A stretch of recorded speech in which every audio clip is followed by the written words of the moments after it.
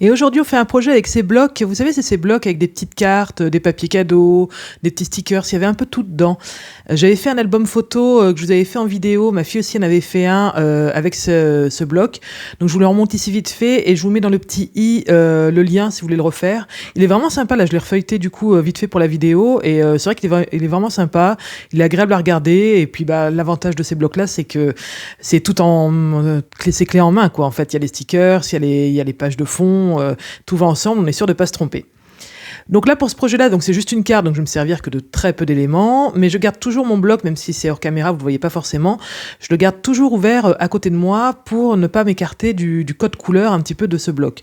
Donc on est plutôt sur des bleus un petit peu, des bleus ciel, des bleus des mers. Hein. C'est un thème un petit peu vacances, un petit peu des îles, tout ça. Donc mon fond de carte va être sur les bleus et on a aussi dans le bloc des fonds orangés. Et donc là, pour les éléments que je vais rajouter, je vais là plutôt me servir du orange pour rappeler tout simplement et bien rester dans le même code couleur. Donc tout d'abord, je fais un fond comme j'aime beaucoup les faire, comme vous me voyez souvent les faire, c'est-à-dire que je mets un maximum de choses. Je ne me suis pas servi des pochoirs, donc vous voyez, j'aurais pu mettre encore plus de choses, mais là non. Donc je fais deux couleurs, une couleur plus claire que j'étale bien et une couleur plus foncée, donc là on est dans les bleus, et ensuite quelques tampons de fond, hein. J'aime toujours autant ces tampons-là, hein. Je sais que ma sœur, quand elle les voit, elle me dit mais tu peux rien faire avec ça se colorise pas, enfin elle, ça lui parle pas du tout, elle aime pas du tout ça, et moi par contre j'adore. C'est vrai qu'on est vraiment différentes dans le scrap avec ma sœur, et voilà, donc j'en mets des petites touches un petit peu partout, et vous voyez, pour la colorisation de mes éléments, je me sers encore comme support, je prends et mon nuancier et le petit bloc pour être sûr de ne pas m'éloigner des couleurs. Le cadre là d'ailleurs il était un petit peu trop marron pour moi et j'ai repassé du orange par-dessus. Je l'ai bien laissé parce que vous voyez on peut tout à fait avec les feutres à alcool mettre des différentes épaisseurs de feutre. Ça se mélange très bien, ça va très bien, chose qu'on ne pourrait pas faire avec un feutre traditionnel. Hein.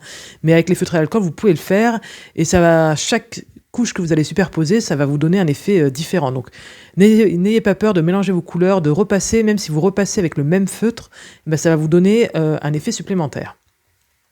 Donc je fais mon petit dégradé, voilà, impeccable. Donc forcément j'avais une idée derrière la tête avec ces tampons Polaroid que j'aime beaucoup d'ailleurs. Hein, je m'en sers pas mal de ce set de tampons.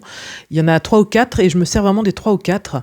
Et ça demande qu'une chose, hein, c'est être vidé pour y insérer une petite photo derrière. Donc bien sûr, quand je vide, d'habitude quand je détourne quelque chose, je laisse toujours 1 mm d'épaisseur, mais là on est bien sûr sur le bord du trait. Et comme c'est très difficile de couper vraiment au bord du trait avec le cutter, et en plus vous avez l'épaisseur du papier qui se voit toujours, donc on donne un petit coup de feutre à l'intérieur. Donc ça se détourne assez bien, hein, c'est pas très compliqué avec le cutter. Hein.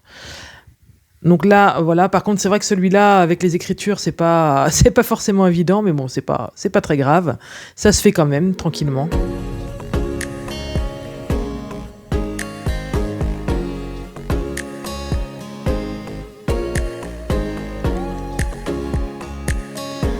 Donc là, vous voyez la carte à droite. Franchement, moi, j'aime beaucoup l'effet que ça fait. Ce orange-marron sur le bleu, je trouve que ça ressort super bien. C'est pas du tout un truc que j'aurais fait si j'avais pas eu le bloc à côté pour me guider au niveau des couleurs.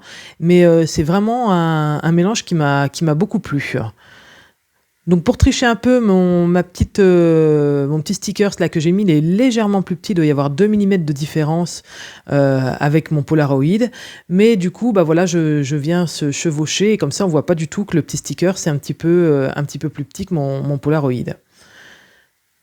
Donc ensuite, il faut rajouter des petits mots, des petits sentiments. J'ai rajouté une petite glace aussi dans la pellicule sur la gauche.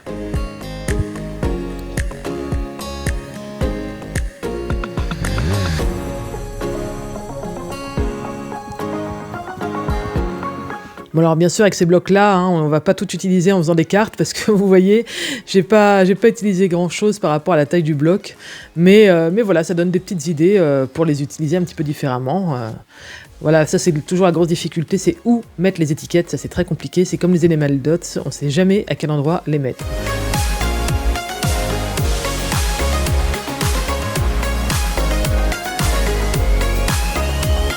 Il me reste plus qu'à trouver un papier de fond pour mater tout ça, pour que ça ressorte un petit peu. Et l'avantage aussi de ces blocs-là, c'est qu'à la fin, ils ont prévu une pochette pour mettre les chutes. Et alors ça, je trouve ça génial. Ça évite que ça tombe à chaque fois qu'on prend le livret.